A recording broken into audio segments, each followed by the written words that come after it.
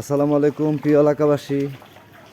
বৃষ্টির কারণে অনেকেই অনেকভাবে ক্ষতিগ্রস্ত হচ্ছে। এই কারণে এদিক দিয়ে লঙ্কাটা কে জানি খুলে দিছে। আসলে আমাদের মসজিদের সামনেও অনেক পানি জমে আছে।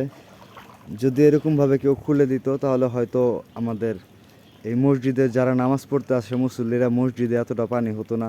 এখন আসলে মুরব্বীদের অনুমতি সাপেক্ষে সব কিছু করা সম্ভব। আমি ছোট মানুষ, আসলে এগুলো নিয়ে বললে মুরব্বীরা মাইন্ড করতে পারে, তার জন্য আসলে বলি না। আসলে মুসল্লিরা নামাজ পড়লে সওয়াব আসলে সবারই হবে, সেই বিধায় কথাগুলো বলা। আসলে এই যে ড্রেনটা খুলে দিছে, এই যে এই রোডে গাজী ফার্মেসি রোডের পুরো সব পানি নেমে যাচ্ছে। যদি ওই রোডটাও খুলে দেওয়া হতো তাহলে হয়তো আমাদের সবার জন্যই ভালো হতো। তো আসলে যদি ভুল ত্রুটি কিছু বলে থাকি তাহলে আপনারা সকলে ক্ষমা করবেন। আসসালামু আলাইকুম।